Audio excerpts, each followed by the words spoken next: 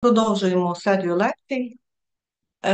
лекцій, які пов'язані з сьогодні. Ми говоримо про концепт disaster.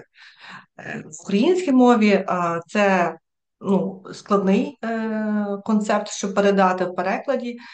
Найбільш близько це є лихо, і хоча його вербалізують як дискурс катастроф, але катастрофа має інший відповідник.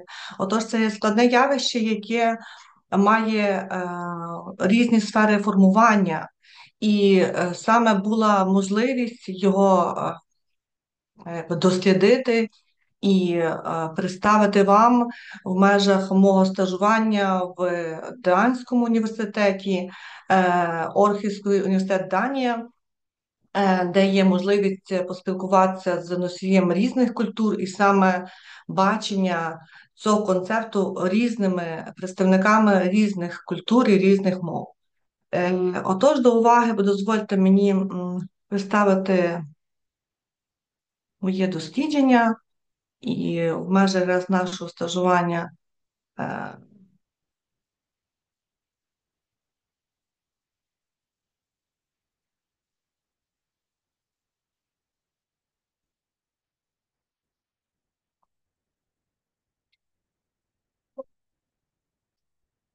So let's start the concept of disaster cross-disciplinary exploration. So I'm Olena Kolyasa, the representative of three Ukrainian universities, and as the visiting researcher of Aarhus University, Denmark. It's a Дрогобицький State Pedagogical University named Івана Франка. It's Mariupol State University and Odessa Maritime National University, and I'm also a postdoctoral researcher of Lviv Ivana Franko University. So, and that's conducted research gave me the opportunity to perform these results in different conferences. And speaking about disaster, it can be a sense that it's not only definition as a physical event. It's really a multi-phased concept, can be realized, can be shaped with the culture, history, language, and media, and also examining how disasters shape our world in profound ways. We can start speaking about the concept of the shaping of the concept of disaster that is simply fixed from Pompeii's eruption in 79 and Domini to modern challenges, as we have got COVID-19 pandemic and the Russian-Ukrainian war that is close to us, and we understand and also verbalize when we hear what a disaster for Ukrainians. I'll show you the results. That the first thing that Ukrainians name, speaking about the disaster, they name that's the long-lasting war. And speaking about how societies interpret, respond to, and recover from catastrophes, because we have not only disaster, but post-disasters relief and post-disaster impact upon different nations and individuals. We have drawing insights from various disciplines to gain a comprehensive understanding of the complex interplay between disasters and human civilization. And understanding these super concepts is crucial for fostering resilience and proactive approaches to mitigate future crises. The main aim of the research is to think about the mechanisms of preliminating how to deal with disasters, how construct the society in order to be able to react to the disasters that appear and we can simply face. Speaking about the concept, how it was shaped, the main thing that we face, the child is born, first of all, in the family. We have the influences of different fields or different parts of the life upon the shaping of that concept. The concept can be shaped, first of all, in the family, yes, and also religious interpretations. Depending upon the culture, these interpretations can have bigger or lesser influence upon this process. There are different religious groups, and the disasters can be viewed as a punishment and purification. Disasters can be punishment for sins, and disasters can be trials to strengthen the belief, as well as disasters are opportunities for our compassion. And first of all, speaking about the religious charities also play a big role, and we know that they can contribute to more than 400 million to disaster relief annually, depending upon the society. Because speaking about the civilian culture, whether it is individualistic or collective, speaking about, for example, different approaches. When the disaster happens in this or different states, we can see different post-disaster effect. In some countries, as America, United States of America, people are usually left alone with their disaster, and they have to overcome all these challenges individually. Such countries as, for example, Denmark, we see collective approach to the disaster outcomes, and everything is done collectively. Not a person is left alone. Another way of shaping disaster is also folklore, methodology, and of course, fairy tales. Starting the way of the child, the community, the child absorbs everything that is told, first of all, in the family, and of course, it depends upon the family, depends upon the society. And first of all, that concept starts shaping under the influence of the disaster narratives that can be traced back to the rich tapestry of folklore and the methodology, where tales of curses, natural calamities, and the wrath of gods were used to explain uncertainties of the human experience. Long ago, people had no idea why disaster happens. And usually it was like a punishment or like for misbehavior of some gods. And then classical fairy tales come, and where we can see that some classical fairy tales as Sleeping Beauty and Cinderella, we also see the curses, also natural disasters. We have societal upheavals and subtle plot devices reflecting the anxieties and fears of their respective areas. And contemporary adaptations, which can see or literary fairy tales, also simply go on speaking about the same disaster, but disasters are quite different. We have some technological disasters, yes, human and driven disasters, and also we have psychological disasters as well. So that's why disasters, with the span of time, we see they develop. And speaking about the typology of disaster, it was for me quite essential to make that classification and to see how, for example, the disasters that exist long ago, from the beginning of our living on the earth, for example, natural ones like tornadoes, epidemics, insects infestations, tsunamis, and so volcano eruptions that happened till now and started long ago. new ways of disasters appeared, not only technological ones, but cyber disasters, for example, data breaches, infrastructure cyber attacks, which we face.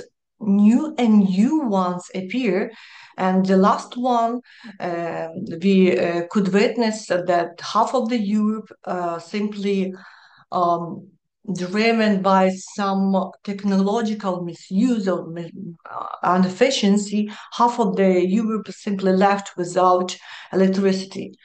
For Ukrainians, it's also we have different disasters even facing the big disaster that we face. It's a war that started in 2014,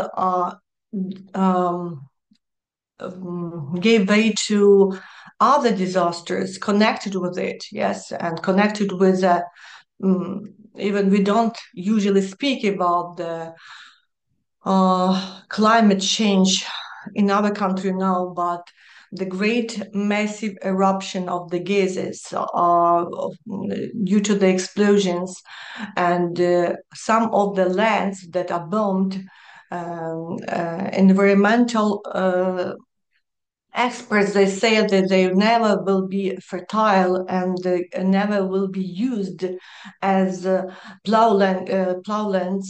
That's we see that's a catastrophic effect upon our nature, upon our mental health, upon our different supplies are not even the number is unspeakable, and we speak about only the military effect, but all other disasters names mainly unspoken. And also new disasters that appear is AI related disasters. We see that's for somebody it's really the great achievement, but we have to speak about the negative influence of AI upon our life. And we have AI sensitive failures and AI driven misinformation and so on and so forth that can be connected with AI. We don't even know the future disasters that can be connected with the development of AI technology.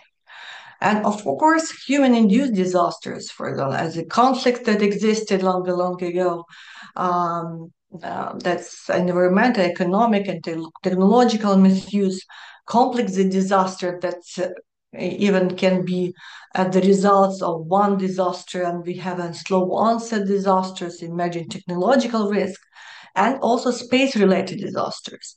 As technological disasters, we can say that also Ukrainians I've witnessed it's we had in our culture we have Chernobyl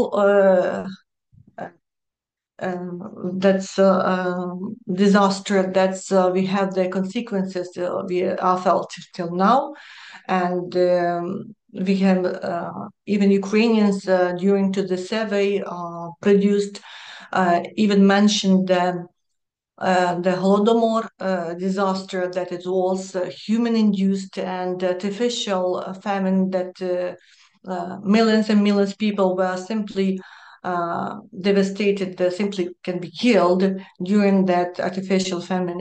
That's speaking about every country, and it was interesting living in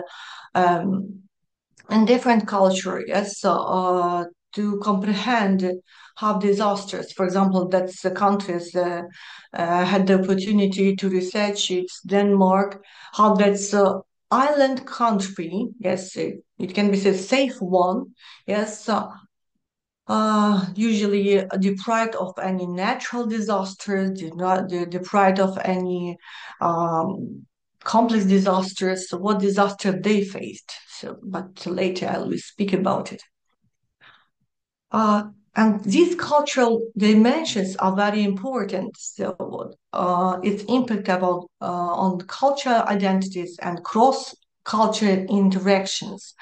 Yes, we can truly say that the influence of disaster can, on a cultural level or in the independent level, can be great. And we see even how disasters shape our vision and our way of thinking, and over reshaping social norms and values. And that's comparative analysis of disaster responses across different cultures reveals contrasting approaches, how they are different. For example, as Japan's, for example, I provide the example of United States and Denmark, or we have Japan and the approaches in United States. If it is collectivist culture or it is individualistic culture, it's greatly depends. And it depends how the community can solve and how quickly can react to the disaster. It's very important to react in the first hours, yes. In some countries, it's, for example, that country that we mainly don't want even mention the name, yeah, they usually, during the Soviet time, they usually hide the information. The Chernobyl catastrophe can have less influence upon the Ukraine or even Europe if the reaction was immediate. But usually, what they did, they simply hide the information, and a lot of people during the May holidays, they reached they simply went out to the streets and had the parades, and usually, as far even as I remember, these days were quite rainy, and during these parades, people were simply soaked under the rain, that it was devastation for their health. And that's the post-disaster effect. Yes, it's quite important. Of course, shaping that's concept, yeah, its historical context can be geographical, especially peculiarities and conflicts can be taken into consideration.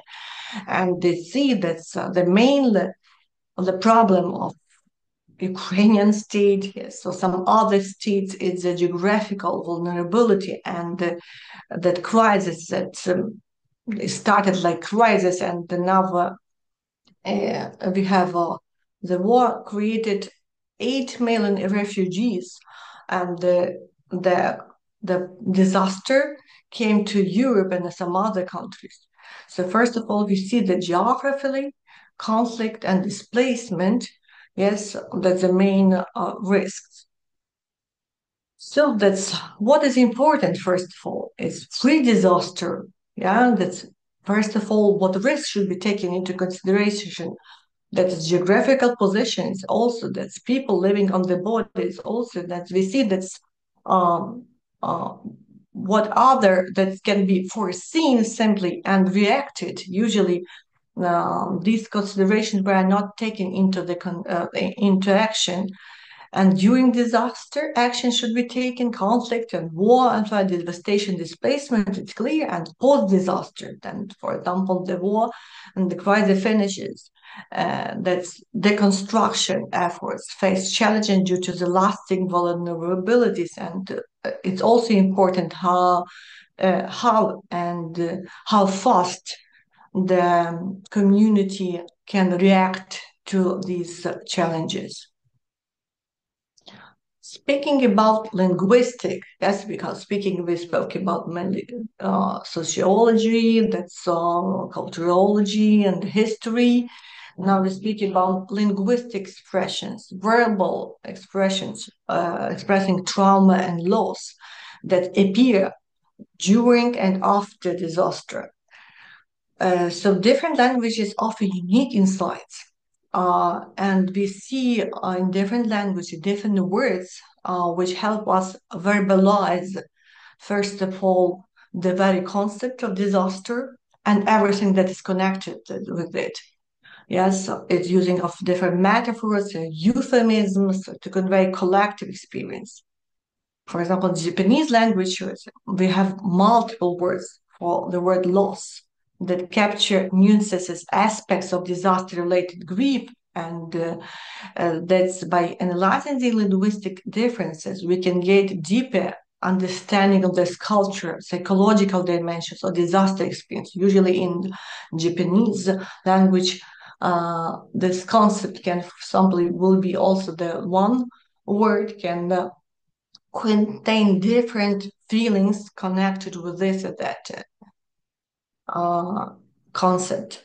First of all, it's metaphors, using and different narratives.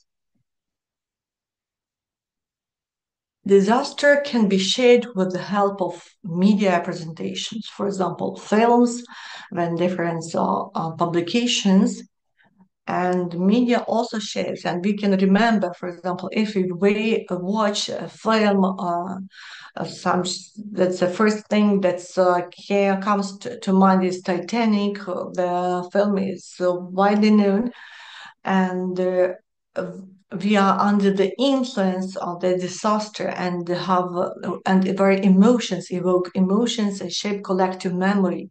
Yes, whether it is close for us or not. Yes, the same also media coverage of the Fukushima of the nuclear disaster also significantly impacted public opinion and raising concerns about nuclear safety, government transparency, and also other media presentations of the disaster. So we have public awareness, first of all, emotional response, and political influence upon this. Speaking about shaping this trauma and collective memory, that is important, that's collective memory. For me, working with this concept is not only some research, but I want to have its practical implementation. And usually language in European countries is not taught alone, simply like a language or literature. It usually subject is called language, culture, and history. And that is important to provide such disciplines in Ukraine that they shape the vision of the language we study, like collectively. We have some special courses, that, for example, history of the language, or it is called linguistic and culture, something like this. But usually language should be the course should shape the vision, yes, and to express that collective memory that should be presented. That collective memory is an important thing that can be passed from one generation to another, and that is important for generations to remember and to know the history and culture, yeah, that is that shaped our nationality, and to see how cultural narratives, identities influence how societies remember and learn from the events past. The history shows, yes, that we haven't learned the history. And it is a very nice saying, giving that those who don't study their own history, they study the history of the neighboring countries. It's quite vivid to show that collective memory should teach us, and we have to remember the disasters and the consequences and how they shaped our identity. That's a very important thing that comes after disaster, and that waits for us, is reconstruction. A reconstruction that can takes years or takes tens of years, some decades. And it's very important how we react, yes, to that reconstruction, whether it will be something partial or something very profound, and according to different organizations, we see that Ukraine won't be left alone. and will have the possibility to construct and to reconstruct it. And these changes should be taken not within any society or within not only technical or but also individual. And we have to rethink how the disaster shaped us, what changed in us, and what effect made up on us, the consequences.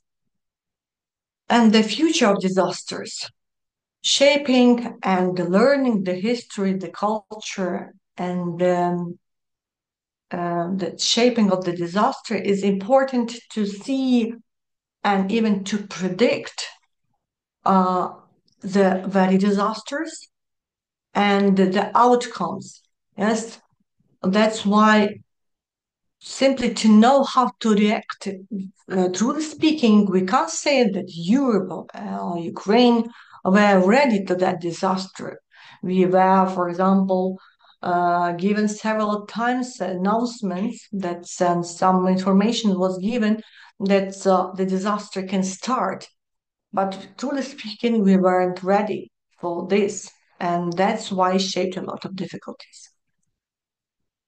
Speaking about that disaster that requires, it's clear that it requires interdisciplinary approaches as culture, religion, history, language, and media. And first of all, proactive measures in essential for building resilient communities and societies that can withstand and recover from future disasters. For this, we should be conscious, yes, conscious upon the challenges that we can face.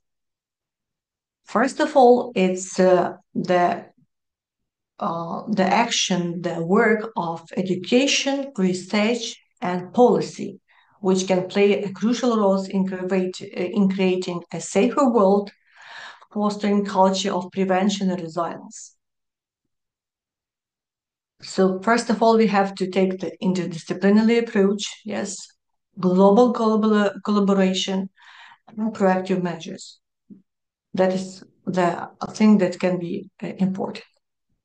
So speaking about the survey that was performed, the disaster survey, it was facing different,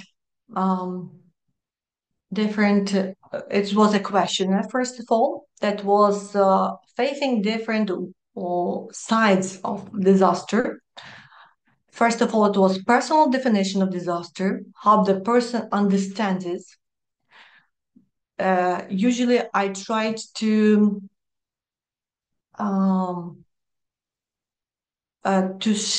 ask different people from different nations as far as it was possible. First of all, personal experience with disaster, whether it was shaped or not, whether the person experienced a disaster. Types of events considered the disaster. For example, what types of this, the typology of this. The natural, technological, pandemics, war, economic collapse, or so on. We have to think about it.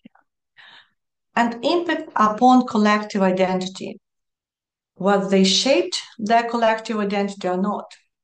Then culture, memory, and commemoration, community response, perceived causes of disaster, or whether it can be a random events, fate even, or consequences of human actions,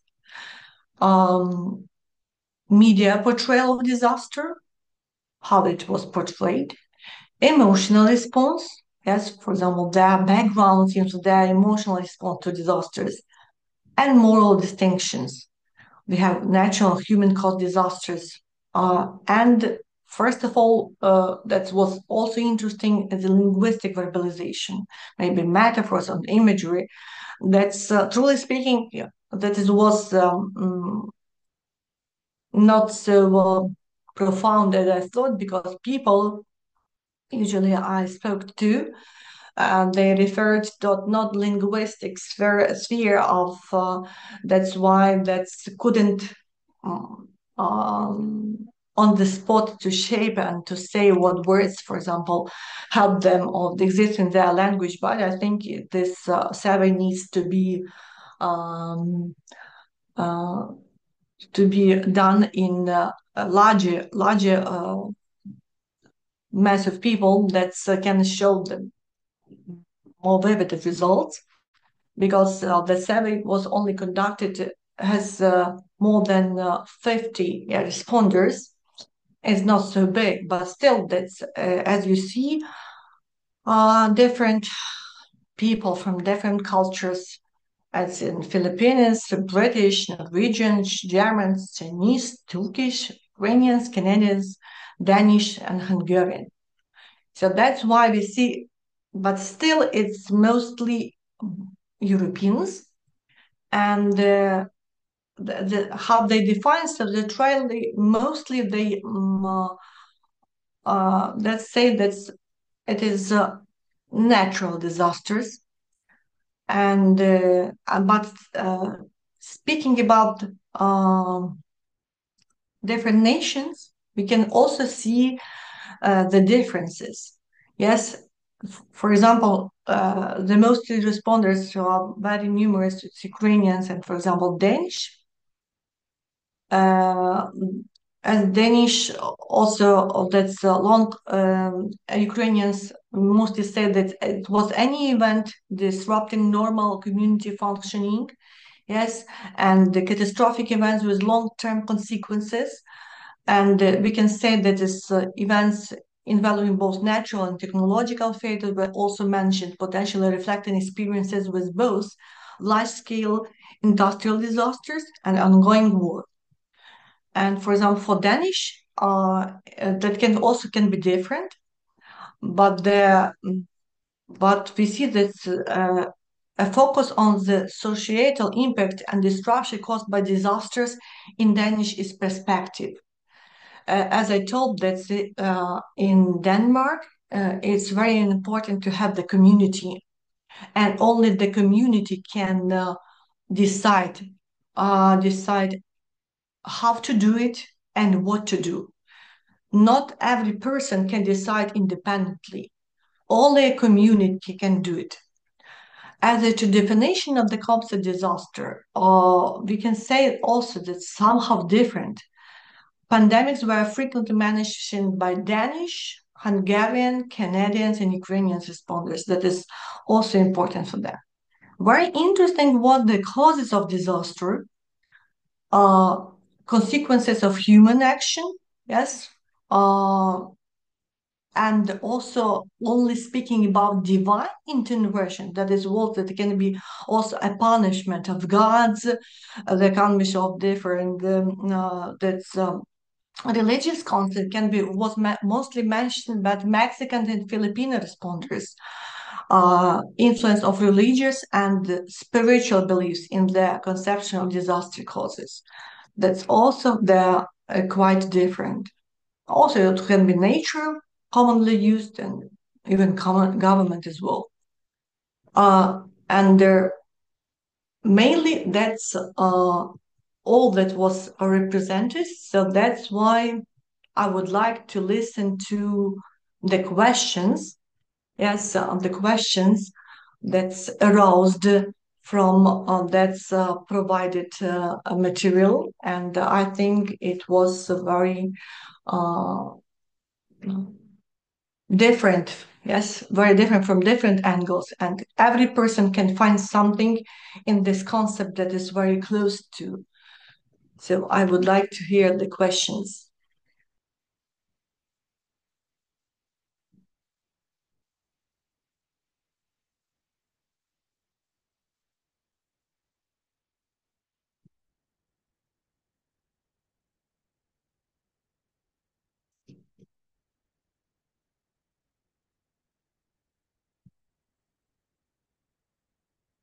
So, maybe in Ukrainian,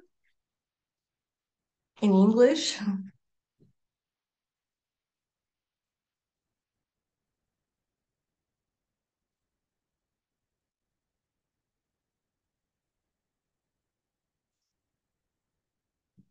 Це мені не чутно, чи просто немає нікого, щоб...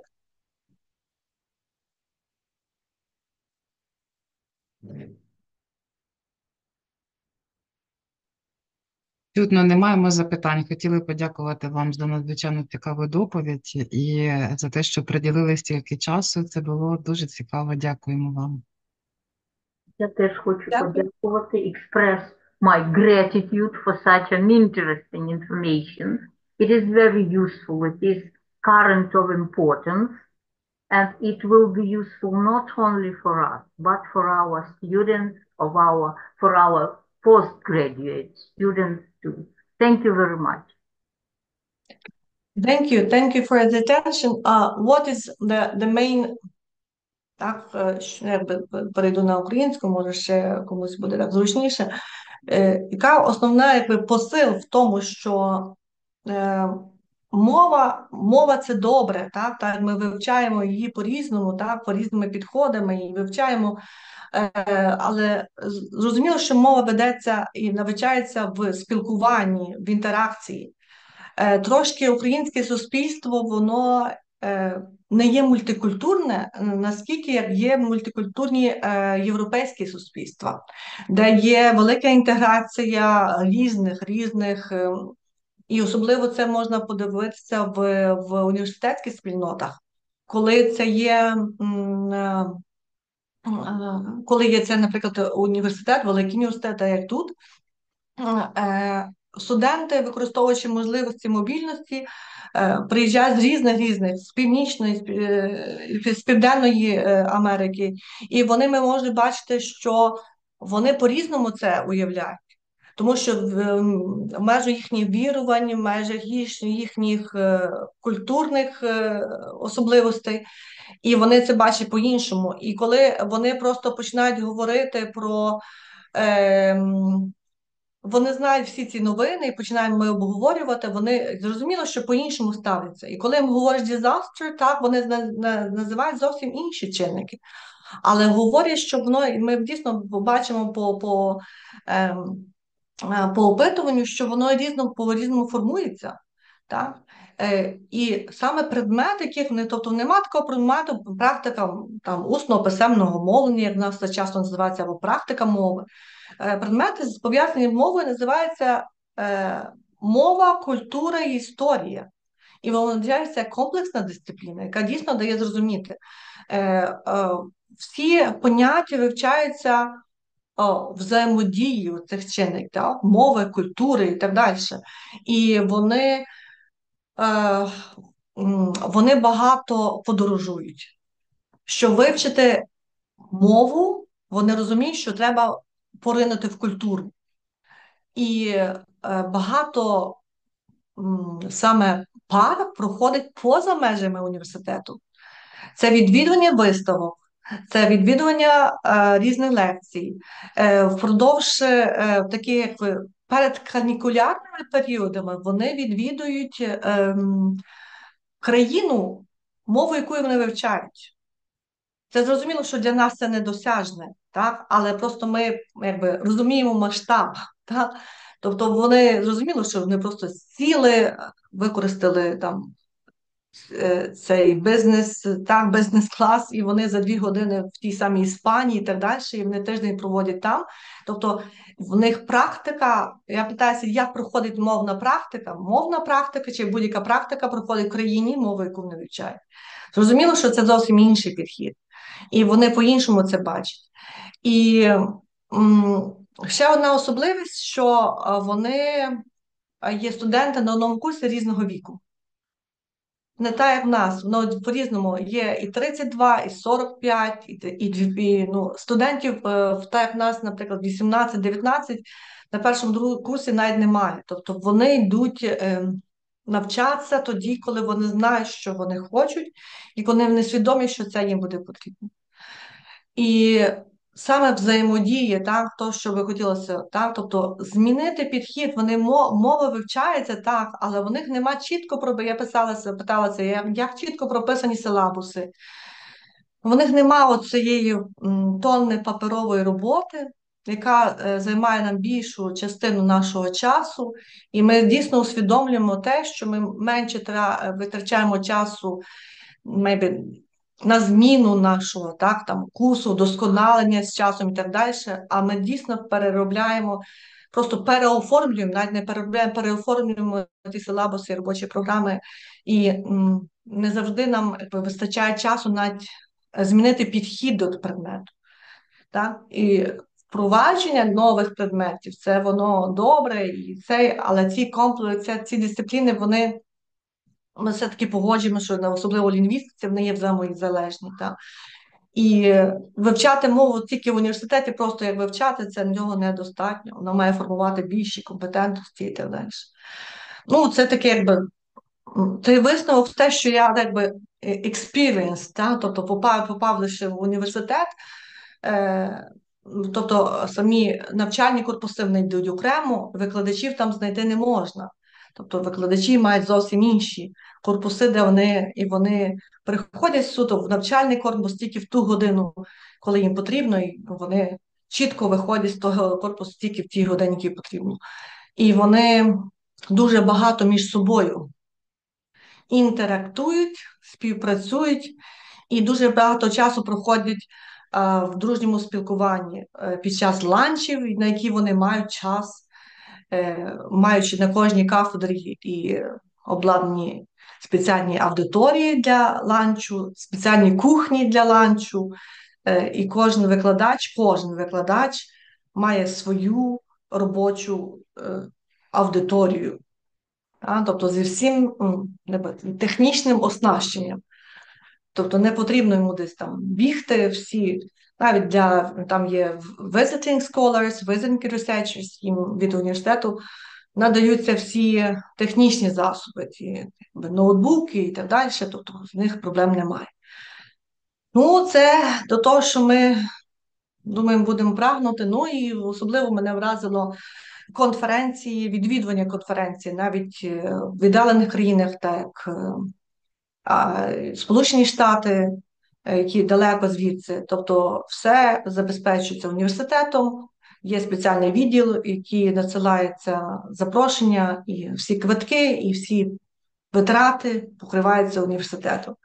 Ну, для нас це також поки недосяжна мрія. Так? Тобто відвідування будь-які. Тобто вони всі конференції онлайн, вони навіть собі такого не уявляють. Вони всі науковці, ті, що є, вони все відвідують очно і презентують всі результати досліджень очно. Ну і вони, наскільки говориться, вони не дуже навіть розуміють, коли їх питають, в тих журналах, які ви публікуєте, це є Scopus Index, Web of Science Index, вони мають highly ranked journals, тобто такі Routledge, там Brill і так далі. Тобто для них є цікавим не сама індексація, а сама Oxford, Cambridge Press, для них є сама рейтинг. Так, рейтинг цього, але не там, індексація, вони не вишукують індексацію, вони такі великі видання, і вони так само є open access, якщо є відкритий доступ, то і велика цитація є. І ще може, тому що мені пощастило попасти не суто лінгвістичний факультет, а факультет журналістики і медіа, це інший підхід, інше бачення. І трошки інша, так? Тобто культура, ніж це. Вони кажуть, теж культура навіть спілкування між собою, культура провадження різних результатів, в них інша, ніж факультетами. Вона також різниця, але і цікаво було побачити їхні засідання кафедри, тобто воно також інше. В нас більше це зорганізовано якісь паперової роботи, підготовка до акредитаційних матеріалів або якісь там, вони більше зорганізовані на етичних питаннях.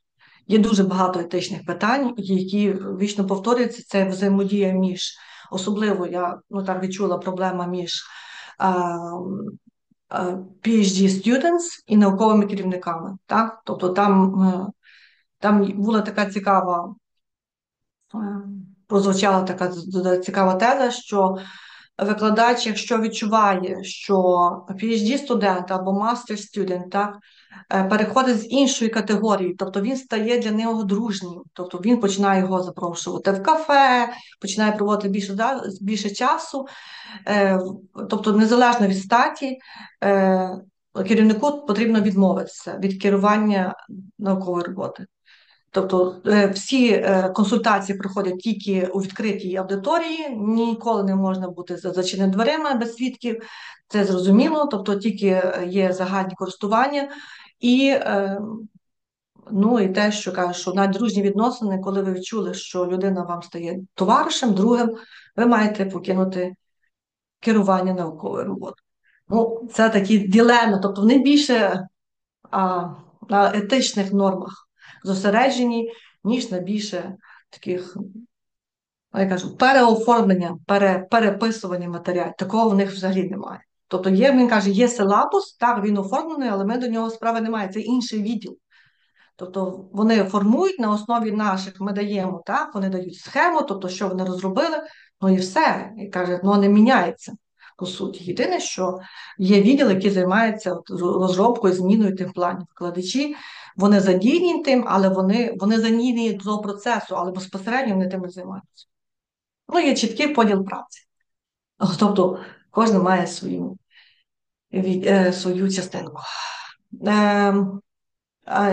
Ну, я вважаю, і дуже було рада бачити тих, що доєдналися, і думаю, що воно цікавий будь-який інсайт з будь-чого іншого, так, з будь-іншої країни, з будь-іншого середовища, освітнього середовища дуже є цікаве, тому що воно нам так само reshape наше бачення, так, цього всього, і сподіваємося, що ці зміни, оця інтеграція, що багато науковців все-таки подорожують, мають можливість відвідувати інші університети, буде змінювати і нашу форму, і наше бачення нашого наукового процесу, навчального і наукового процесу також. Всім дуже дякую. Сподіваюся, до зустрічей, до нашої якоїсь плідної колаборації. Всім успіхів і спокійних днів. Була рада бачити. Ще раз дякую. Дякуємо вам. Навзаєм. Дякуємо.